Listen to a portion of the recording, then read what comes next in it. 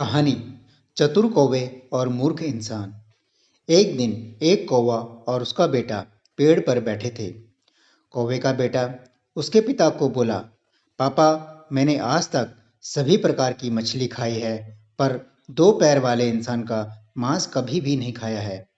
पापा, कैसा स्वाद होता है इस दो पैरों वाले जीव के मांस का। कौवा बोला, आज तक मैंने जीवन में 3 बार इंसान का मांस खाया है, बहुत स्वादिष्ट होता है। बेटा कौवा तुरंत जिद करने लगा कि वह भी इंसान का मांस खाना चाहता है। पिता कौवे ने कहा, ठीक है, लेकिन तुम्हें कुछ देर इंतजार करना होगा और जैसा मैं कहता हूँ वैसा ही तुम्हें करना होगा। मेरे पालक पिता ने मुझसे यह तरकीब सिखाई है जिससे हमें भोजन प्राप्त करने में मदद मिलेगी। बेटा कौवा ने हाँ कहा। तब पिता कौवे ने बच्चे को एक स्थान पर बिठाया और वह कहीं पर उड़ गया।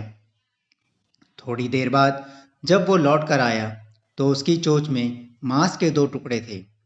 उसने एक टुकड़ा अपने मुंह में रखा और दूसरा टुकड़ा बच्चे के मुंह में दे दिया। टुकड़ा मुंह में लेते ही बेटा कौवा बोला कि पापा, यह कैसा दुर्गंध युक्त मांस ले आए हो आप, ऐसा खाना मुझे नहीं खाना। पिता कौवे ने कहा कि रुको, वो टुकड़ा खाने के लिए नहीं बल्कि फेंकने के लिए है। इस एक टुकड़े को लेकर अब हम मांस का ढेर बनाने वाले हैं। कल तक इंतजार करो, देखना तुम्हें मांस ही मांस खाने के लिए मिलेगा, और वह भी इंसानों का।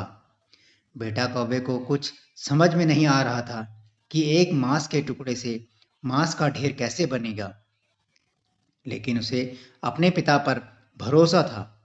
थोड़ी देर बाद पिता कौवे ने एक टुकड़ा लिया और आकाश में उड़ गया और उस टुकड़े को एक मंदिर में फेंक दिया।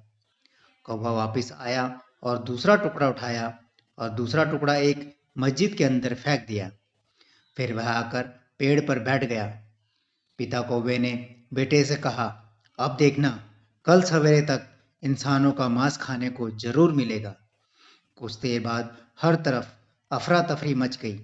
ना कोई किसी की सुन पा रहा था और ना ही कोई किसी को सुन रहा था। केवल धर्म के ही बारे में आवाजें उठ रही थी, धर्म के नारे लग रहे थे, धर्म के नाम पर खून बहाया जा रहा था। माता, पुत्र, बहन, भाई, पिता, चाचा, पड़ोसी, दोस्त बिना किसी संबंध पर विचार किए धर्म को देखकर ही एक दूसरे पर आक्रमण कर रहे थे। दोनों समूह कह रहे थे कि हमारे धर्म का अपमान हुआ है और बदला लेना चाहिए, और इसमें बेकसूर लोग भी मारे गए थे। बहुत समय इसी में ही बीत चुका था। अब तक गांव शांत होने लगा था, जो कि सड़क पर सिर्फ खून ही खून था। खास बात यह है कि खून का रंग लाल था और उसमें धर्म का कोई रंग नहीं था। वह एक ही धर्म का पालन करते थे, वह तरलता का था। गांव बिना इंसान के सुनसान हो गया। हर तरफ भयानक सन्नाटा छाया हुआ था। इस चक्र में केवल 2 प्राणी जीवित रहे। वह पेड़ पर बैठे कौवे थे। अब कौवे का बच्चा इंसानों का शिकार करना सीख गया था। कौवे के बेटे ने अपने पिता से प्रश्न पूछा, क्या हमेशा ऐसा ही होता है पापा? हम झगड़े पैदा करते हैं और लोगों को पता कैसे नहीं चलता? पिता कौवे ने कहा, यह मूर्ख लोग कभी अपना धर्म नहीं जानते। इंसानियत पीछे रह जाती है और वह जो नहीं करना चाहिए वह करते हैं, और हम जैसे एक उनका फायदा उठाते हैं। उन्हें इस बात की भनक तक नहीं लगती। साथियों, कहानियों का सार तो आप जान ही गए होंगे।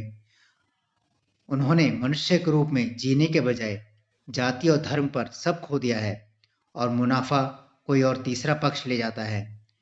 कोई आकर भड़काऊ भाषण देता है और यह लोग उसे सुनते हैं और आपस में लड़ते हैं। मांस का एक टुकड़ा सालों की उनकी दोस्ती को तोड़ देता है।